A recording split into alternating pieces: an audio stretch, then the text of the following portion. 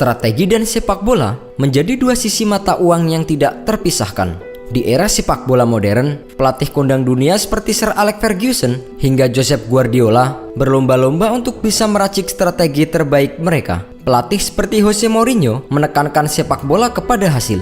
Sepak bola negatif kerap dimunculkan oleh mantan pelatih Chelsea ini. Mourinho senang menumpuk pemain di barisan pertahanan. Dari situlah muncul istilah parkir bus untuk strategi bertahan yang sering digunakan oleh Mourinho. Sedangkan Guardiola gemar dengan tiki-taka alias permainan dari kaki ke kaki. Gaya bermain ini sangat lekat dengan Barcelona. Strategi ini juga yang mengantarkan Guardiola menjadi pelatih tersukses Barcelona sepanjang masa. Bahkan di musim pertama Pep menjadi pelatih, ia berhasil mempersembahkan gelar treble winner.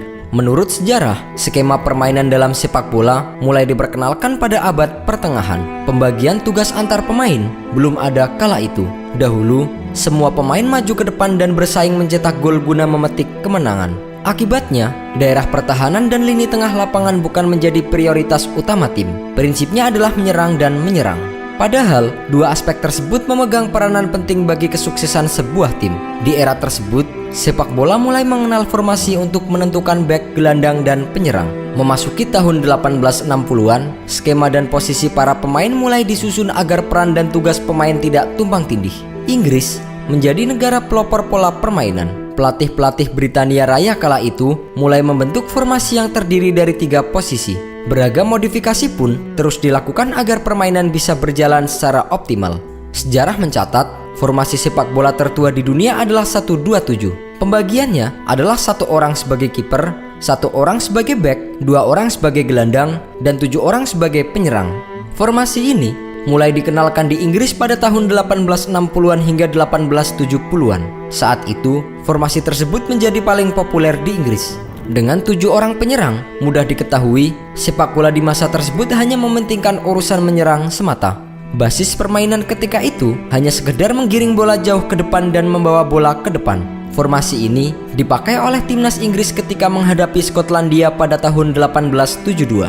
Skotlandia sendiri ketika itu menggunakan formasi 2-2-6. Tidak seperti Inggris yang cenderung bermain lebih kaku, Skotlandia memainkan bola dari kaki ke kaki. Meskipun berakhir dengan hasil tanpa gol, akan tetapi hasil tersebut cukup mengejutkan karena Inggris yang difavoritkan sebagai pemenang justru harus puas bermain imbang. Seiring dengan kemajuan zaman, prinsip menyerang mulai bergeser. Pelan-pelan, tim mulai sadar akan pentingnya lapangan tengah meskipun menggempur lawan masih menjadi prioritas utama. Setelah itu, terbentuklah formasi 2-3-5 di mana 3 orang pemain mengisi lini tengah.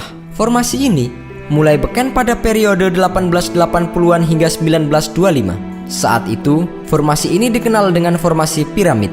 Pola ini merupakan pengembangan dari skema 2-2-6 yang dipelopori oleh Skotlandia. Pada tahun 1925, seorang pelatih sepak bola yang bernama Herbert Chapman mulai memperkenalkan terobosan di Arsenal ketika regulasi offside mulai berubah. Ia membuat skema formasi 3-2-2-3. Sang pelatih membagi pemain dalam 2 garis beras depan dan belakang. Chapman ketika itu sudah berpikir lini belakang sama pentingnya dengan lini depan. Ia sama-sama menempatkan 3 pemain di area pertahanan dan lini serang.